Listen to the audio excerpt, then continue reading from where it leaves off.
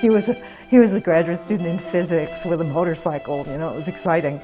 I really fell in love with him very fast. It took him a little longer to figure out. I think to fall in love with anybody, he was kind of nervous about commitment. We loved each other a lot. My husband was only with hospice a couple of days, and it wasn't even in Ithaca. He was in Rochester. He was in the hospital in Rochester and had a very quick downturn, and so he kind of got stuck in the hospital because it was too traumatic for his body to move him at all. So I just said, we'll stay here. And the hospice at Strong Hospital in Rochester came into his hospital room right there and kind of took care of things.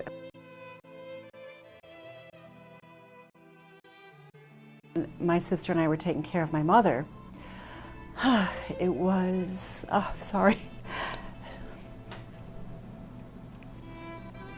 just being able to go to Wegmans, to the grocery store, was, it was like going to Disneyland. You're just so secluded and cut off from everybody.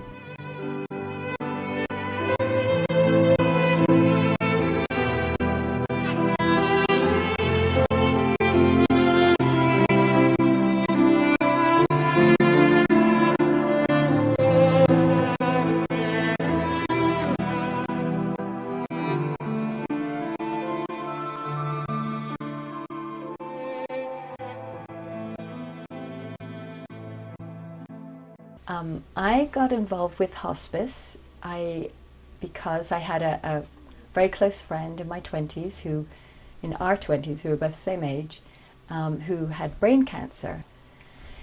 And through that experience, I learned that there was a really important place, a really important role for people who weren't family members in someone's life as they approach the end of their life. And I hadn't thought about that before. I thought sort of dying as a private thing. Medicare requires that 5% of all direct patient care comes from volunteers.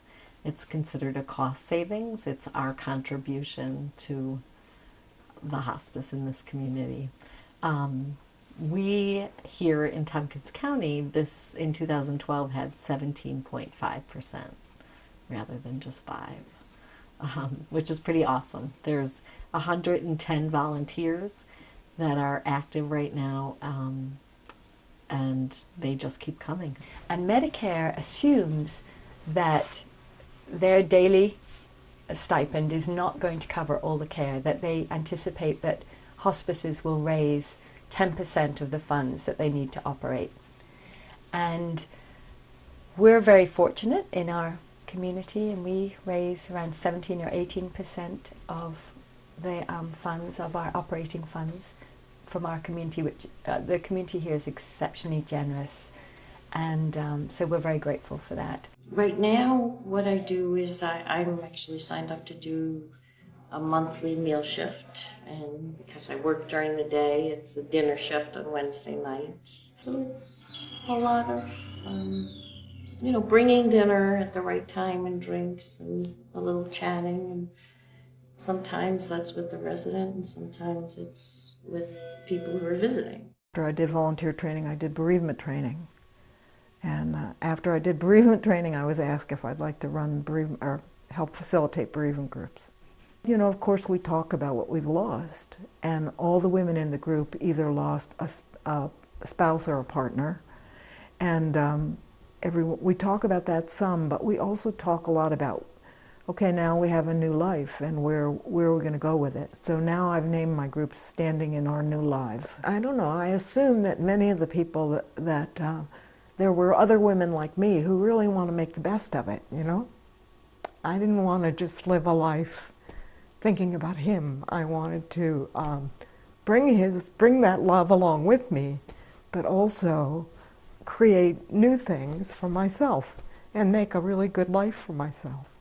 Our bereavement program for a hospice our size is very rich. We have a lot going on. These programs are open to everyone in the community, regardless of whether or not their loved one received hospice care. And sometimes knowing that we're going to support, that we are supporting and are going to continue to support a loved one is helpful to the person who's dying. Some people worry about the people that they're going to leave behind, and it can be a comfort to them to know that those folks are going to have some support in their lives. I do in-home service, either in the patient's home or in the facility at Hospicare, nursing homes, wherever they need me. And I do whatever the patient needs. We have some restrictions. We're not allowed to, for instance, do any lifting of any kind, lift the patient. But we can do light housekeeping. Quite often the patient just needs some stimulation. They need someone to talk to. I've heard from many people that they feel that they, having experienced a volunteer in their lives and the difference that that volunteer made, that it inspires them to go out and do that themselves. And other people, I think, can come from having other kind of significant experiences that suddenly orient them to doing something really, really important and personal, which is what ultimately volunteering is. There's one woman in a nursing home who's been on hospice service quite a long time, and I just realized she must be so in love with her volunteer. He goes and sees her twice a week, just about every week. Once in a while he might, he's sick or something. He visits her so often, and they have true, deep friendship. There's some deep friendships that are made between patients and volunteers, and it's really difficult when I have to make that call and tell them that the patient died. I don't know a lot of the details sometimes about those friendships, but I hear how much they care about people. Obviously if a patient is in the place where they can talk and engage, it's a lot easier. But even the patients that are unable to talk at this point for whatever reason, and volunteers just sit and hold a hand and are a presence, there's a deep connection made there too.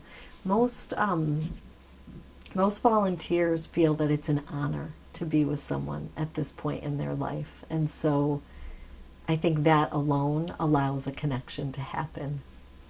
It's actually a blessing and a privilege to be able to spend time with somebody at the end of their life. Quite often, most of the time, people are elderly and they're so wise. There was a patient living here in the residence who I got to know quite well. I used to have lunches with her, and she was here with us for many months. I think when she came in, she had a prognosis of 2 weeks to live. And she was one of those folks who just thrived under the care. She just came back to life, really. She was so bright and had an incredible sense of humor, had amazing stories, and she liked to watch rather dark films, actually. So what I would do is after work, I would go home and have dinner and things, and then come back up with a DVD and popcorn, and we would sit and we would watch these very dark foreign movies together, and often have lunches together. And I will always remember her. She was just such an extraordinary person. And I've got this. The first time I went to visit her, I wore this vintage fur coat. And it was a really cold day, so I wore that. And I was when I went to visit her, I went to visit and to do her laundry. And I walked in the door, and she said, "You came to visit me in your fur coat to do my laundry?" And so that day I had brought roses left over from a realtor's event. And I said, let's take a rose and walk down the hallway and, give one to each of your friends. We'll knock on the door and, just say Happy Valentine's Day. And so every time she knocked on the door, she gave him the rose and she said, "Look, this is Margaret. She came to do my laundry in a fur coat." And she just taught, every single door she said that. She just got the biggest kick out of it. So, yeah, those things stick in my mind. There have been a share of characters, of little old ladies or whatever you want to say, that have wonderful stories, and it's just and wonderful attitudes. I mean, so many people I've encountered here, I guess maybe that's the thing, that their attitude is that they, want to make every day as best as they can be, which I think is a great attitude and makes me keep wanting to be a part of it. I mean, I'm doing it knowing that the patient, they take patients on, they have 6 months to live, and of course nobody knows exactly how long someone has to live, but the best they know. And I always know that an end is coming, but for some reason it always surprises me in some way. And there's a period of sadness for me because I sometimes get very close to the patients. But no, it's not overwhelming at all. I mean, it's a funny thing to me to be living in a culture where we don't want to talk about death.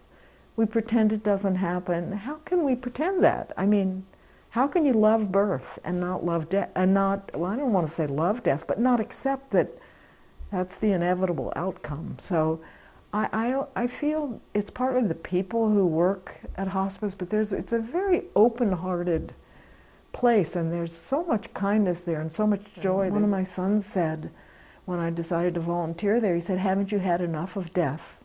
And I said, "No, I really need to be with people who know that death happens and who aren't afraid and who aren't trying to pretend otherwise." And I found it so heart-opening to be in that environment and not a bit depressing. Sure, there are times when it's sad, losing someone you care about, or watching other people be sad is sad. But yet, I think I don't find it depressing because I still see that when they're using these services, everyone's doing the best they can do. But it's inevitable, so why not do it as well as you can? Does it hurt sometimes? Is it sad sometimes? Sure. But there's lots of things in life that are sad. No, the positive definitely outweighs it. I think that the other piece is the people that I work with. I mean, I think we all feel that way. So it's, the atmosphere that is here at work every day is upbeat, even though this work can be sad. I mean, the bottom line is everybody is going to die. But what can we do today to make it better is what keeps us going. The people who volunteer at hospice often seem to understand that it's a very tender time, but it's also a time of tremendous gifts of the heart. So hospice provides an atmosphere around death that makes it a very special, sacred experience. And I think a lot of people there have experienced that themselves, or they wish they had experienced it, and they want to make it possible for somebody else. One of the reasons that also keeps me being a volunteer here and trying to help and be supportive of people who are going through this experience is also because I want people to do it for me when it's my turn.